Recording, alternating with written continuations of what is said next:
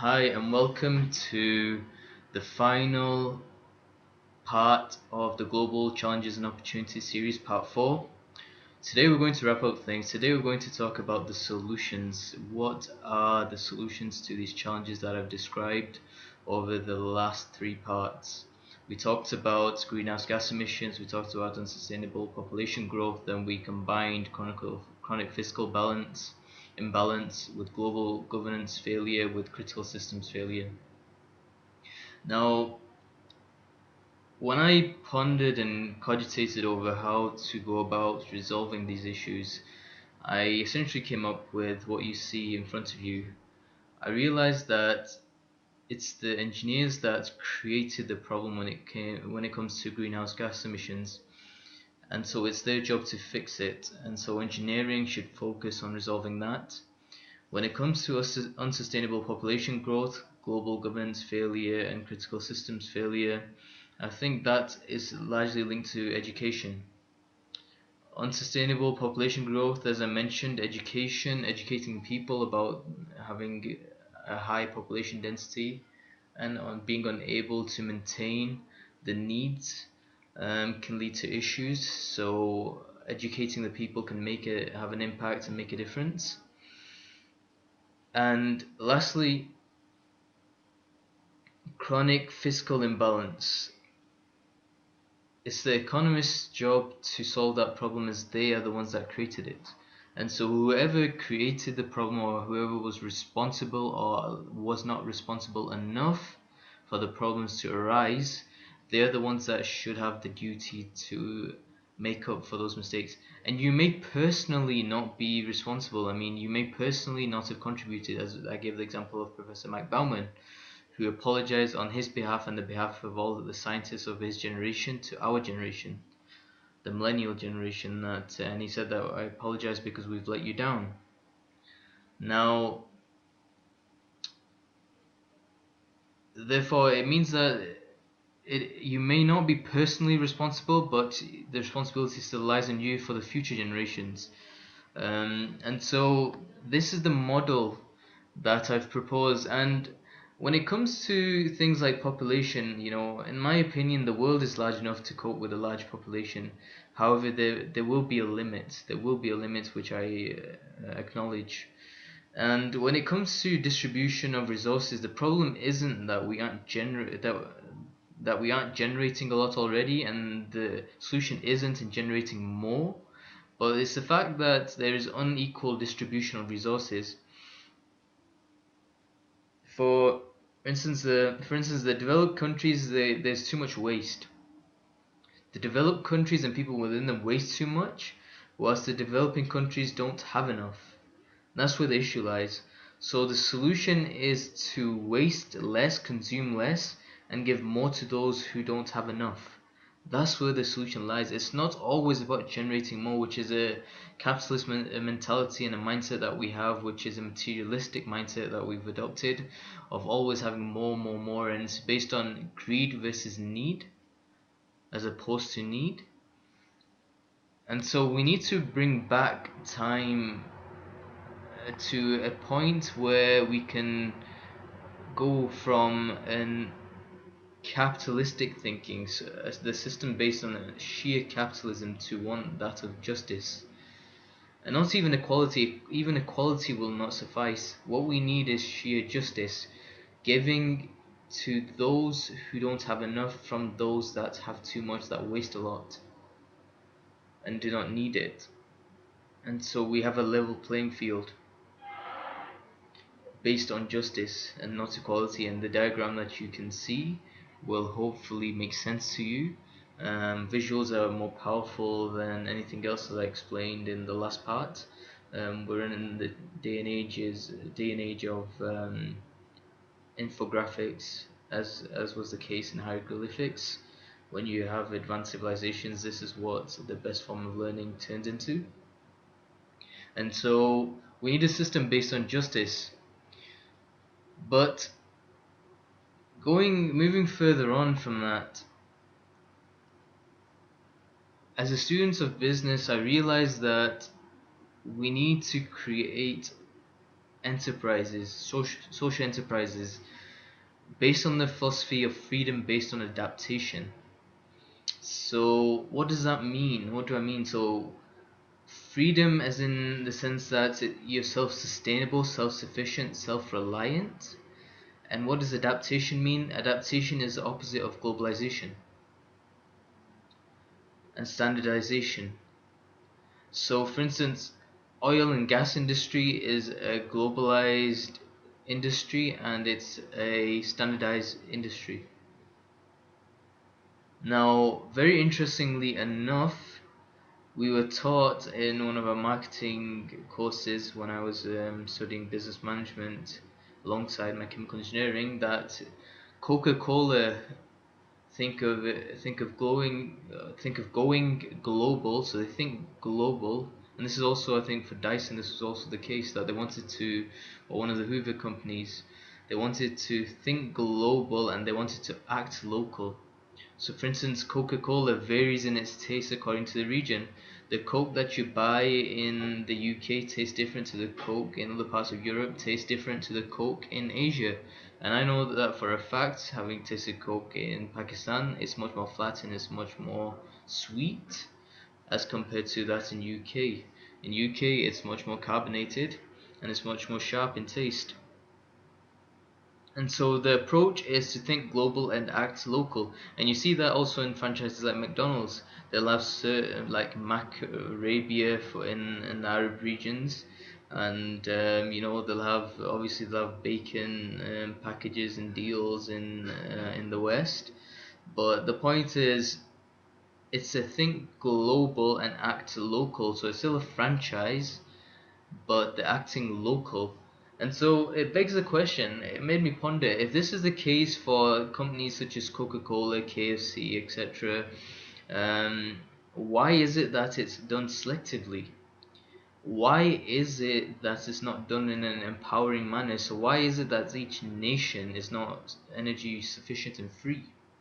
Why is it that we're all still having to rely on the petrodollar deal? Why are we still all having to rely on the petroleum um, economy, the petro economy, the fossil fuel economy, when places like Costa Rica have illustrated that they're almost fully they've transitioned to renewable?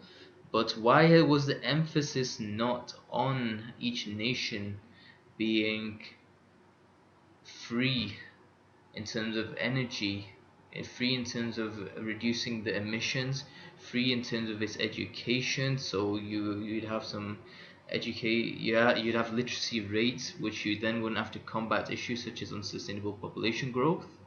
You could educate people and tame that, possibly, and that's a possible if, because like I've mentioned that I believe that there is plenty and ample of land for a population to even grow even further. However, I do believe there's a limit, but I don't know what the exact figure is. I, I believe that the correct benchmark and yardsticks that we should use are population density, and that's something I've also discussed in part 2, as far as I recall, part 2 on unsustainable population growth. And lastly, local economies. So why don't we create self-sufficient economies? So places that have biomatter, why aren't they looking towards a bioeconomy? Places that have oil and gas, why don't we let them use oil and gas? Why don't other places use what they have?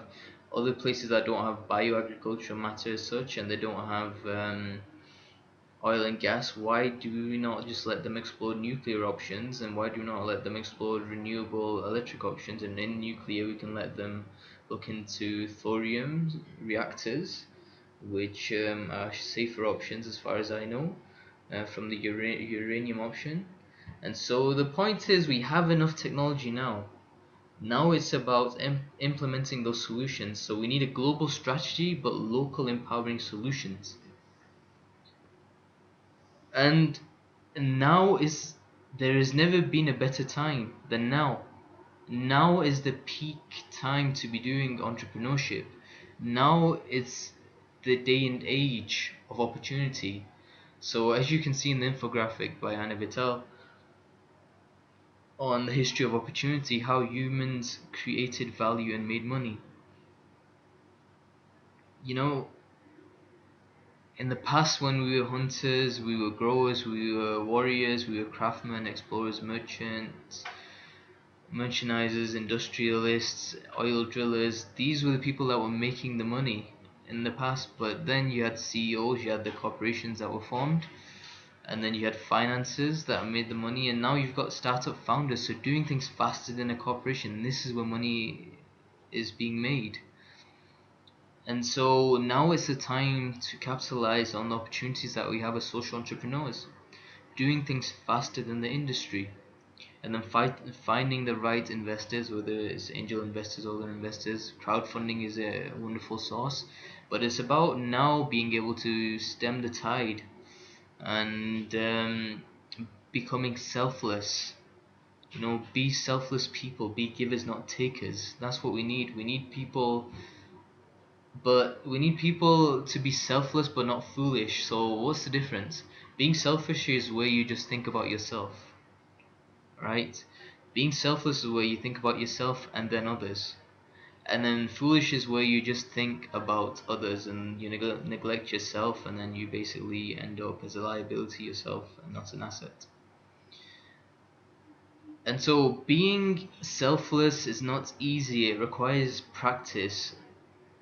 So it's good to start being selfless at a young age through voluntary work and through charities, etc.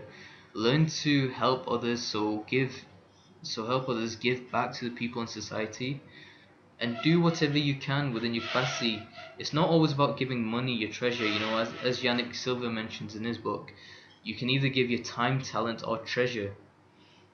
And the funny thing is this: we're in such a time that even if you are selfish and you want to make a big buck for just yourself only, then the solution for you is also entrepreneurship. Because the reality is this: even if you're earning and you earn $100,000 each year somehow. So remember, to earn 100,000, you must be saving.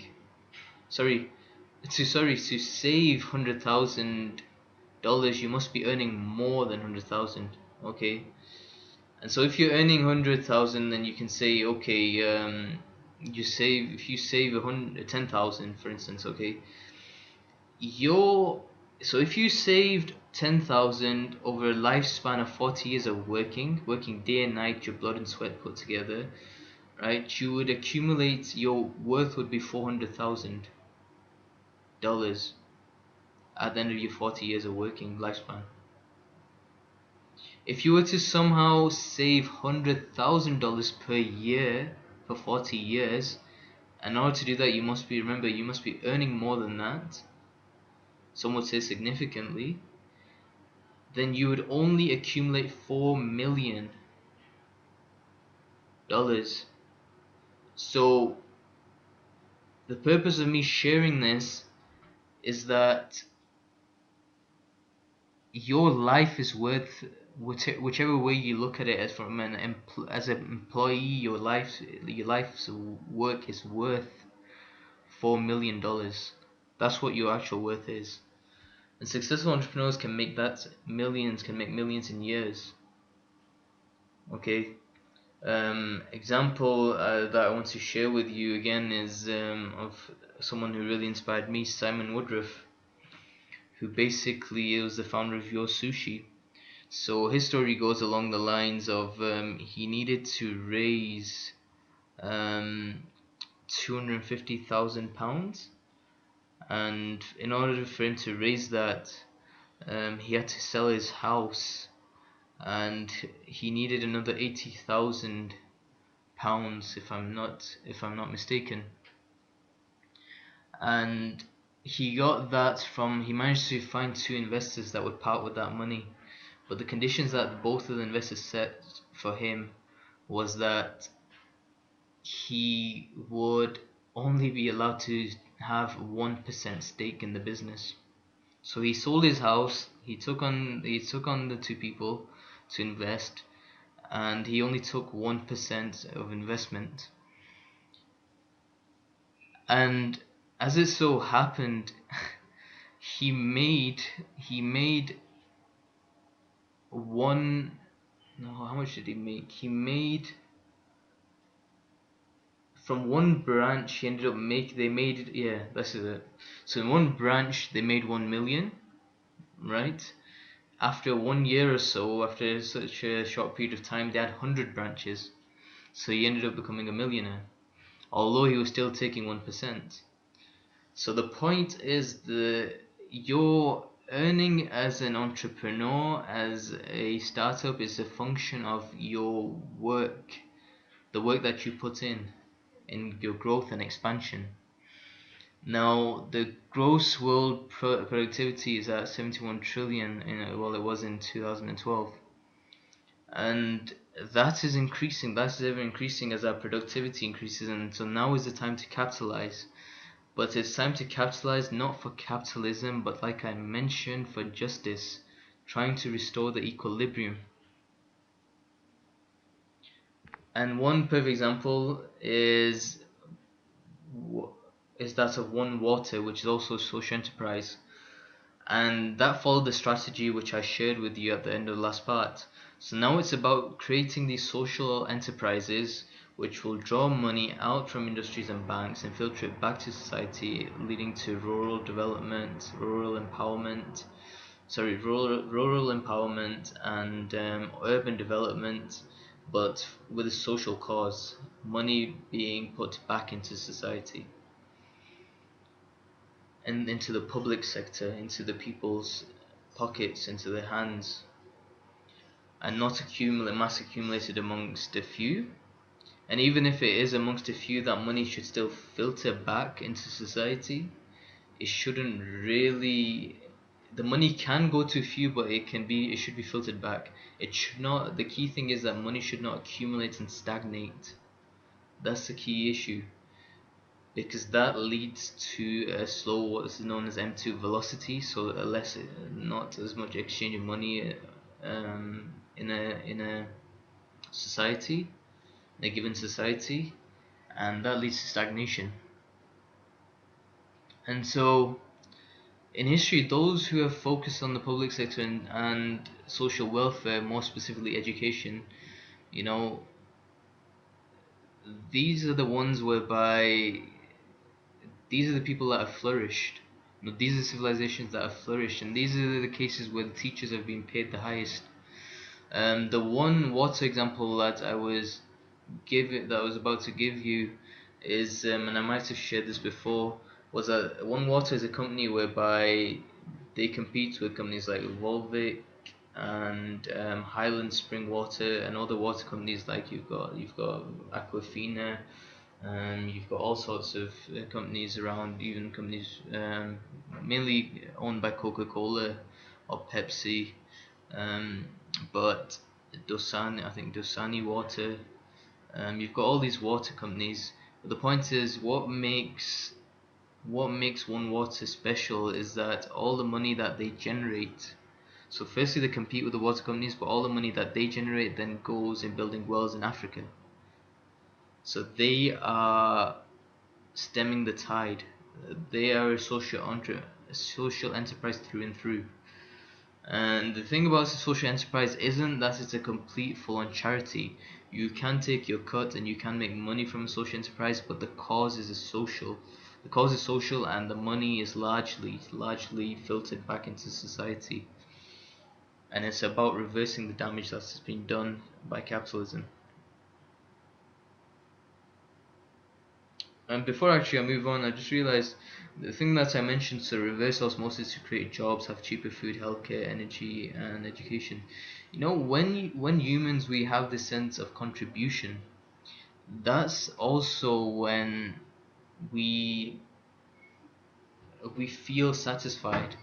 That's when we don't feel as fatigued. That's when we have less, a fewer rates of fewer cases and incidents of depression, because we are social beings, we're human beings, we're rhythmic beings, we're people that are naturally designed to be givers and to be contributors. And this is why social entrepreneurship is very important in this day and age. And now I'm just going to go on to sharing examples of what sort of social enterprises people can look into. And these are just my sort of ideas that I'm just throwing out there. You can have your own ideas, and I would be happy if people shared theirs in the comments, and or email them, or in the groups that we have. They basically bounced off ideas. But the key thing is, once we have these ideas, the key thing is to bring them to life. And often the bottleneck is funding, but now we have even things such as crowdsource funding. So we need to capitalize on whichever way and shape and form that we can. And now we've even got ICO, so initial coin offerings, taking place, other ways of raising money and capital. So the key thing is to get these things off ground. So one thing regarding engineering. So engineering, I said the key thing that um, engineers should sort out is the rising greenhouse gas emissions, and they can do that through eco homes. In my opinion, that's the best way of doing it. The old homes that we had, the Victorian and Edwardian homes, the key thing is that they are very energy intensive and inefficient. We need to move to homes and evolve and innovate in a manner where we have little energy consumption and little energy requirement because of the little energy consumption.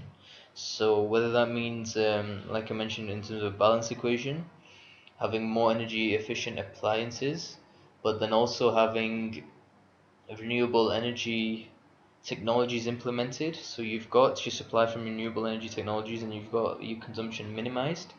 And so what we can have is a case where we have zero accumulation of emissions. And this is a concept which I will share in a second with MIRAI NIHON.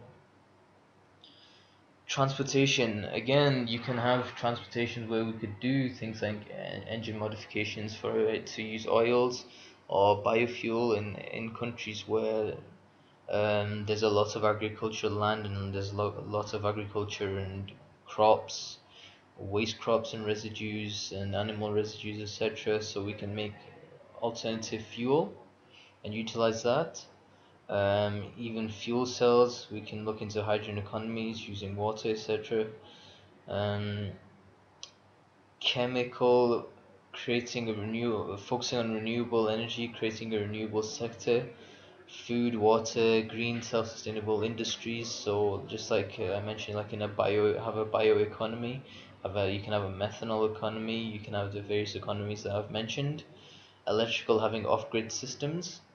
Um, yes, I mean we've got globalized system, we've got these huge grids and infrastructures that we've created, but why did we not have off-grid systems? It didn't it didn't make sense to me. It still doesn't make sense to me. I believe that going off-grid is the way forward, because it helps people have a sense of responsibility. Because if you have to be responsible for your input based on your output, you are much less likely to waste things. When you have a mass operation where you just use it and you get a bill at the end of the month, you are much likely to be wasteful. Um, and that money also, largely, if it means taking a loan, you will take the loan, and then you'll end up with huge debts. And that's what has happened. Largely, we are people that are not need focused but greed focused, and we need to be constricted and have some sort of discipline. That's the key word. We lack the discipline. And so the best way to get the discipline back is having off-grid systems. And so you're actually responsible for your needs and consumptions and generation and your demands and your supplies. GPS tracking, satellites, GSI mapping, I'll come onto these. And even so drones. So drones, each technology in and of itself is not bad. It's the way we use the technology that determines whether it's good or bad. So even drones can be used for some amazing stuff. Even robotics, AI can be used for some amazing stuff. Even jetpacks and flying cars, if that's what you want to look into. So MIRAI NIHON, a project to design a 100% off-grid lifestyle for Japan's future.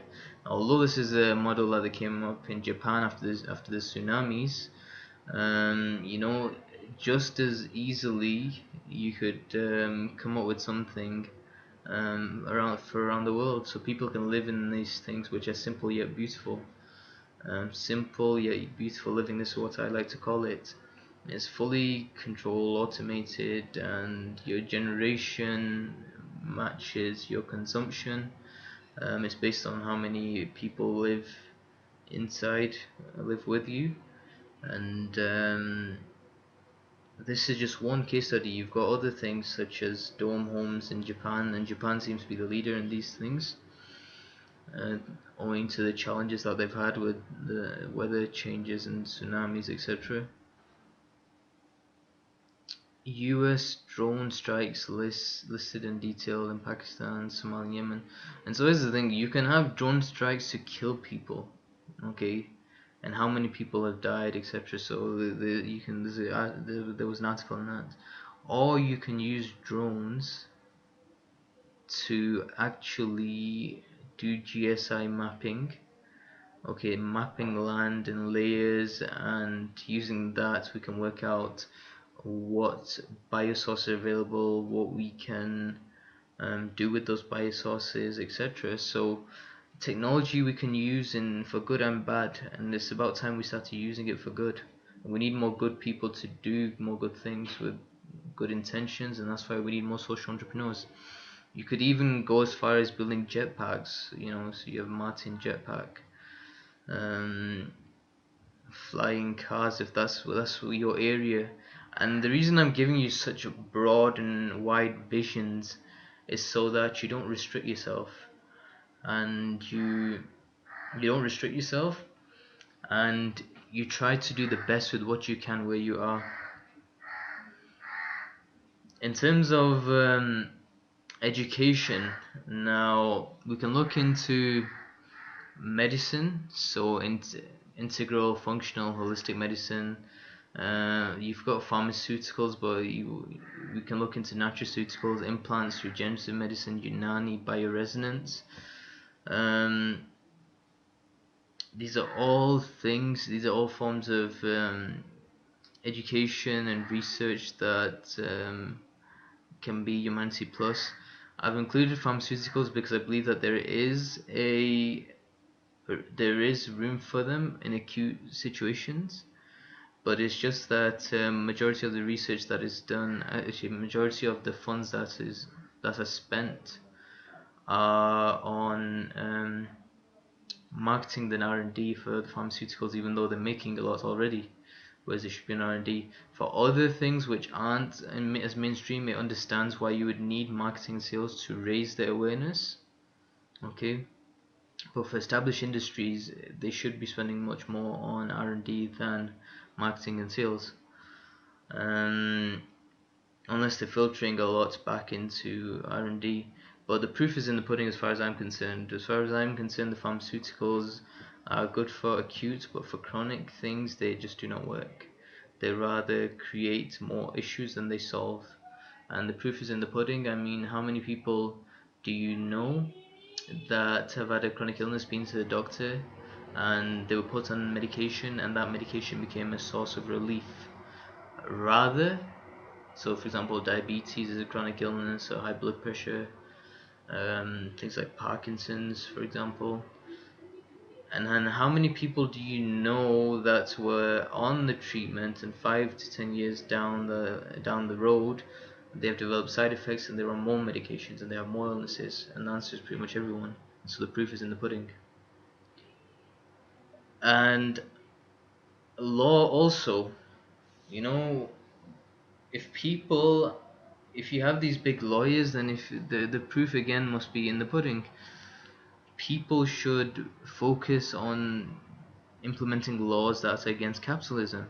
People should really challenge the United States and its laws, because they are unfair and they're unjust. What US has done in the last 1 century with its corporations and with its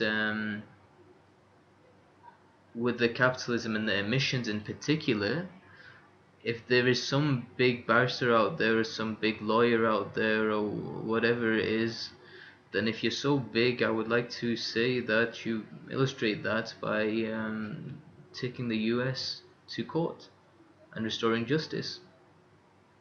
That's the judge and jury's job, getting humanity justice. And even China, hold them accountable, hold the United States accountable, hold China accountable for the rising greenhouse gas emissions. Okay, this is something that, this is something for the youth to bear in mind. Accountability and a sense of responsibility, because if you do not hold people accountable, then it'll be error carried on forward. The same thing will carry on. You will not solve anything. Business, again, social entrepreneurship needs to be promoted. Decorporization, I think that's a word I probably made up, but it's like not having corporates or corporations whereby the whole focus is on maximizing profits. And this is something that is taught in MBA schools, and rather it should be, what should be taught is now that should be taught is social entrepreneurship. You know, making businesses that do make money, and they can make a hell of a lot of money, but they filter it back to society and to the people. And you can keep some, you can keep however much you feel, but the end goal should be to filter it. The cause should be social, and the end goal should be to empower the people, the public sector, as much as possible. Teaching quality academics, empowering ones, not just theory, but need application with purpose. Not people that do things for the paycheck, but rather do it with passion and purpose. Unfortunately, academia and teachers are weak performers. Whenever someone graduates, and I saw this pass in the UK, when someone graduates, the highest salaries are in an industry, so everyone strives to go into the industries, and all your best talents are taken up by the corporations. The leftovers end up in academia, who want to become these teachers, and even those that can't make it to academia because you require a PhD end up teaching students. And so, like I mentioned, there was a time where the teachers were the highest paid people, and they were your highest caliber people of the highest caliber and highest IQs. Now, unfortunately, that is no longer the case, and with poor teachers, you have poor students, which go on to become more poor teachers, which produce more poor students. This is a generalization which I accept. However, the pattern stands. It's true, and that's something I will not take back. This is the state of affairs that we're in, and this chain needs to change. We need to break this chain down, and we need to get better teachers who will go on to produce better students, who will go on to become even greater teachers. And that's how you get the cycle of meritocracy, and that's how you get the cycle of growth and prosperity. One example is this of something that I found was you could create something like the bioeconomy school, which I'll show, which I thought is a perfect and beautiful example where it hits the nail on the head and I'm Robert Brown, Director of the Bioeconomy Institute at Iowa State University. We are proud of our research programs in thermochemical conversion of biomass to biofuels and bio-based products. Please join us in this brief overview of our facilities and our capabilities. BEI resources start with our more than 30 dedicated faculty and staff. We leverage the resources of Iowa State, a research-based university with 30,000 students. We collaborate with over 200 faculty affiliates and hundreds of students. BEI has received some 80 million. What is needed you have the raw ingredients and the core ingredients for growth and prosperity. And so you can check out that video. I'll leave a link in the descriptions below. And when it comes to the economy, again, this isn't my core topic, but I know that it's not difficult to create your own bank. From what I've heard, you just need a charter. But other than that, you can create peer lending schemes, you can create peer banking, P2P banking, peer-to-peer banking, and this is one of the diagrams which you can use. And not only that, we need monetary systems that are intrinsically backed. You need we can have systems that basically use, you can even go as far as minting your own coins, your silver and gold coins. And there there are numerous options when it comes to solving the economy, but again, it needs dynamic minds to come together and think about these things and brainstorm. And then the key thing is to implement them even at a micro scale, looking to expand to a macro scale. But the point is, you need to begin somewhere. And to be honest, like I mentioned, with the decline in the dollar and the economies around the world, time is of the essence. Time is of the essence, but everything must be done in a natural way, in an organic manner. There is something known as what I call as a multi-scale application, which is you need to create synergies in what you do in life. This is something that one of my mentors, Professor Colin Webb, who was my co-supervisor for my PhD, he taught me. He said that you'll only do something in your life which aligns with your long-term goals and visions, because if you do not do anything or any project or even people that you relate to and hang around with that align with your long-term goals and visions, then what tends to happen is that they detract from your goal and purpose. So they're not synergetic. They actually become a burden. They slow you down. And so the key thing is to find synergies, find purposes and goals that are synergetic. So for instance, you might want to create a project. So for me, for bioeconomy, I've just shared this example, bioeconomy consultancy, one of my startups. Um, I wanted income to pay off my student loan. So this was initially when I set up the bioeconomy consultancy, because now I've moved and some things have changed. Then domestically, I wanted a good quality of life, spend time with my family, and if I was to have taken, if I took a mortgage, which I later found out to mean that it's a death contract, so I'm not keen on taking a death contract. And so you need good income for yourself to pay off your loan. Then you need something to you need a shelter to pay off your mortgage, pay off your loan or whatever, to get a shelter, or you pay your rent. And then I wanted to create jobs for the community to address the unemployment issue. And then I wanted to address the issue of energy security for the UK, which is now changed to Pakistan. And by doing those things, by helping myself, helping my home, helping my society community, helping my nation, I would therefore by default be helping the globe also. But just to make sure my project was aligned with addressing the greenhouse gas emissions, so going towards a bioeconomy, so I had synergy throughout. And that gives you much more motivation, and it gives you much more drive and passion to achieve what you want to do. And because you know that there's synergy throughout the structure, you know that it is linked towards your purpose. This thing takes a lot of reflection and pondering over, but something I discussed in the Academy of Champions. Now, so what I wanted to show here is that there are many more frequent rises and falls. Change is constant now. Before, so the x-axis was power and the right is time, and there was 2 years, 4 years, 6 years, 8 years, 10 years, 12 years, and there's sort of overlap with the text. But in the past, the frequency of the rise and falls was a lot slower. Now it's increased much more because of technology, improved communication methods, so you have much more efficient and effective knowledge transfer methods. The bottleneck no longer is accessibility and availability of knowledge, but the will of individuals within the nation to acquire it, understand it, and implement it, educate and enlighten themselves. And so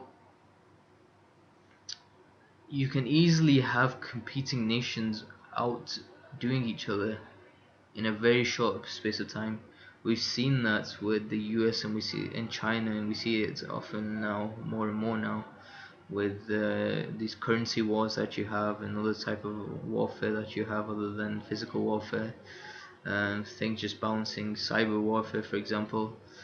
Um, but things need to be done in a positive manner. People need to get together, and we need to work towards unity, love, tolerance, peace, justice, unity, wisdom.